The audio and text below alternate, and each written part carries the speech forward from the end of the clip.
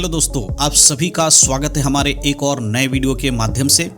दोस्तों, आज का ये वीडियो बहुत ही खास है, बहुत ही ज़रूरी वीडियो है और आज का वीडियो खास करके हमारी जो मसीही बहनें हैं उन लोगों के लिए बहुत इंपॉर्टेंट है, क्योंकि आज इस वीडियो के माध्यम से मैं मासिक धर्म यानी कि पीरियड्स को लेकर कुछ बातों को बताना चाहता हूँ।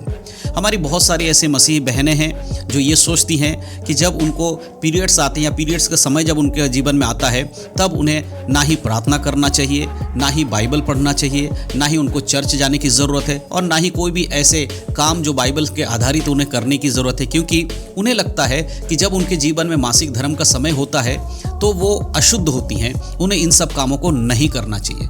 अगर आप भी ये सोचते हैं, अगर आपको भी ये लगता है कि जब एक स्त्री को पीरियड्स आते हैं या मासिक धर्म उनका शुरू होता है, उस दौरान उसे कोई भी कार्य जो चर्च से रिलेटेड हो या बाइबल से रिलेटेड हो वो नहीं करना चाहिए, जैसे प्रार्थना नहीं करना चाहिए, बाइबल को हाथ नहीं लगाना चाहिए, ना ही उन्हें चर्च जाना चाहिए। अगर वो ऐसा करेंगी तो सब कुछ अशुद्ध हो जाएगा। अगर इस प्रकार का सोच है तो आज का ये वीडियो आपके लिए बहुत ही लाभदायक है, क्योंकि आज मैं इस वीडियो के माध्यम से बताऊंगा क्या सच में एक विश्वासी बहन जो प्रभु यीशु मसीह पे विश्वास करती है, जब उसका पीरियड्स का समय आता है उस दौरान वो अशुद्ध हो जाती है। क्या वो किसी भी चीज़ को हाथ नहीं लगा सकती? क्या वो चर्च नहीं जा सकती या प्रार्थना नहीं कर सकती या कोई भी धार्मिक काम जो बाइबल के अनुसार उन्हें नहीं कर सकती है? इन सारी बातों का जवाब आज इस वीडियो में आपको मिलने वाला है, तो बहुत ही ध्यानपूर्वक से आज के इस वीडियो को देखिएगा और मैं विश्वास करता हूं कि अंत तक आप इसको देखेंगे ताकि आपको ये समझ में आए। तो चलिए आज के इस वीडियो को हम शुरू करते हैं।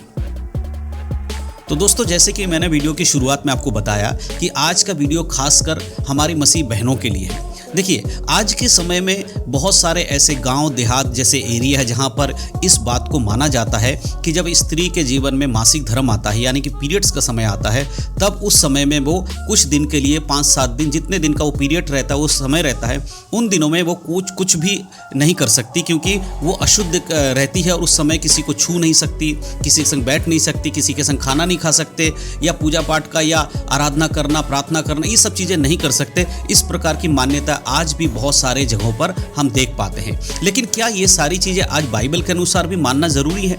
क्योंकि बहुत सारे ऐसे विश्वासी हमारी बहनें हैं, हमारी माताएं हैं जो ये सोचती हैं कि जब ये समय आता है उस समय वो कोई भी बाइबल का जुड़ा हुआ काम नहीं कर सकती हैं। तो बाइबल इसके बारे में क्या कहती है? देखिए, ये बहुत दुख की बात है कि आज के समय में भी कुछ लोग इस प्रकार की धारणाओं को रखते हैं, इस प्रकार के सोच को रखते हैं। लेकिन बाइबल में आखिर ये चीज़ें हैं या नहीं हैं? देखिए, अगर हम बात करें पुराने नियम की तो ये सारी बातें पुराने नियम में तो हैं। परमेश्वर ने इजराइल के लोगों को ये आज्ञा दिया था कि एक स्त्री का जब मासिक धर्म चलता है उस समय उसे किसी चीज़ को छूने की अनुमति नहीं थी, कुछ भी करने की अनुमति नहीं थी। अगर वो कुछ करती है तो वो उल्टा उसके लिए एक व्यवस्था को तोड़ने वाली बात हो जाएगी। अगर हम लेवी व्यवस्था की किताब पढ़ते हैं तो वहाँ पर क्लियरली इस बात को लिखा गया है और इसी वजह से आज बहुत सारे लोगों को लगता है कि बाइबल के अनुसार भी ये सही है कि एक स्त्री को जब मासिक धर्म आता है, पीरियड्स आते हैं, उस समय उसे कोई भी ऐसा काम नहीं करना चाहिए जो बाइबल से रिलेटेड है। जैसे कि अगर लेवी व्यवस्था को आप पढ़ेंगे उसके 15 अध्याय के 19 आयत से, तो यहाँ पर इस प्रकार लिखा है, फिर जब कोई स्त्री ऋतुमती रहे तो वह 7 दिन तक अशुद्ध ठहरी रहे और जो कोई उसको छुए वह सांझ तक अशुद्ध रहे, और जब तक वह अशुद्ध रहे तब तक जिस जिस वस्तु पर वह लेटे और जिस जिस वस्तु पर वह बैठे वह सब अशुद्ध ठहरे। यहाँ पर इस वचन को दिखाकर आज बहुत सारे लोग ये कहते हैं कि इस वचन में भी तो लिखा है, परमेश्वर ने कहा था कि जब कोई मासिक धर्म में है तो वो अशुद्ध रहता है। तो ऐसे में बहुत सारे लोगों की धारणा बन जाती है कि बाइबल के अनुसार भी एक स्त्री के लिए मासिक धर्म के समय में प्रार्थना करना, बाइबल पढ़ना, चर्च जाना या बाइबल से रिलेटेड कोई भी कार्यक्रम को में शामिल होना सही नहीं है, क्योंकि ये अशुद्धता का टाइम है, उनके जीवन में वो अशुद्ध रहती है, इसीलिए किसी भी शुद्ध काम को या अच्छे काम को नहीं कर सकती है। लेकिन क्या ये सही है? देखिए, जब ये आज्ञा दिया गया था तो परमेश्वर ने इस आज्ञा को इजराइल के लोगों को दिया था और इसका मतलब ये नहीं था कि ये अनादि काल तक ये आज्ञा बनी रहे। ये कुछ बाइबल में कुछ ऐसी आज्ञाएं जो पुराने नियम में दी गई थी वो सिर्फ और सिर्फ इजराइल के लोगों के लिए दी गई थी। यीशु मसीह ने कई सारी आज्ञाओं को बदल कर उसको और कठिन बना दिया या उस आज्ञा को ख़त्म कर दिया। जब यीशु मसीह से कहा गया कि तुम व्यवस्था को मिटा रहे हो या व्यवस्था को ख़त्म कर रहे हो, यीशु मसीह ने क्या कहा कि मैं व्यवस्था को मिटाने या ख़त्म करने नहीं परंतु उनको पूरा करने आया हूँ। हूँ। आज पुराने नियम में से बहुत सारी ऐसी आज्ञा हैं जिन्हें हमें मानने की आवश्यकता नहीं है, क्योंकि वो सिर्फ और सिर्फ इजराइल के लोगों के लिए दी गई थी और इजराइल के समय के लिए दी गई थी।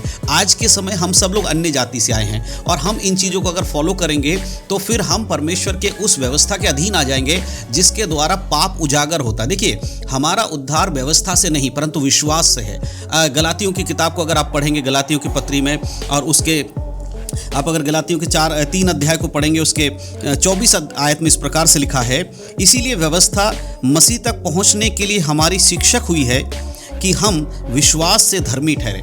व्यवस्था हमारे लिए एक शिक्षक का काम करती है मसीह तक पहुंचने के लिए, लेकिन हमारा उद्धार हम धर्मी ठहरते हैं विश्वास के द्वारा। आज के समय में इस बात को मानना कि एक स्त्री अगर वो ऋतुमासी यानी कि एक तरीके से कहें कि वो उसका पीरियड्स आ रहा है या मासिक धर्म में है तो वो अशुद्ध हो जाएगी, ये सरासर गलत है। आज ऐसा नहीं है। अगर ये बात होती तो नए नियम में अगर हम देखें, एक स्त्री थी जिसे 12 वर्षों से लहू बहने की बीमारी थी। आप सोच कर देखिए, जब वो यीशु मसीह के बारे में सुना कि यीशु मसीह उनके गली में या कहीं से जा रहे हैं, वो दौड़ कर गई और उसने जाकर यीशु मसीह के आंचल को छू लिया, उसके वस्त्र के आंचल को छू लिया, उसके छोर को छू लिया। क्या यीशु मसीह ने उसे डांटा कि तू अशुद्ध है, मेरे पास क्यों आई है? नहीं, परंतु उसने उसको क्षमा किया और कहा तेरे पाप क्षमा हुए। मेरे प्रियो, आज के समय में ये मायने नहीं रखता है। खास करके मेरे बहनों, जो आप यीशु मसीह पे विश्वास करती है, आपको ये समझना होगा कि जो पुरानी कहावतें या पुरानी चीज़ें चली आई थी वो मसीहत में अब नहीं है। यीशु मसीह में जब हम आते हैं तो हम हर एक रिवाज और हर एक प्रथा से मुक्त हो जाते हैं। इसलिए आज के समय में ये कहना कि एक मसीह स्त्री पीरियड्स में है तो वो प्रार्थना नहीं कर सकती, अगर आपके मन में ऐसा चल रहा है, आप ऐसा सोच रही हैं कि हाँ ये सही है, हम ऐसा नहीं कर सकते, ये तो सदियों से होता आया है, कई 100 साल से हमारे पूर्वजों ने भी इस चीज़ को माना है, तो देखिए, हम जब यीशु मसीह में आते हैं तो पुरानी बातें सब खत्म हो जाती है। अब हम नई सृष्टि बन गए, इसीलिए हमारी सब कुछ नया हो गया है। पुरानी चीज़ें हमारे लिए नहीं है। पुराने नियम में जब ये आज्ञा परमेश्वर ने दिया था, वो इजराइल को इसलिए दिया था ताकि बाकी सारे लोगों से उनको अलग किया जाए, उनके रीति रिवाजों से उनको अलग किया जाए और वो अलग ही दिखाई देने चाहिए, और खुद के शरीर की सुरक्षा के लिए भी इनके लिए ज़रूरी था उस समय के लिए।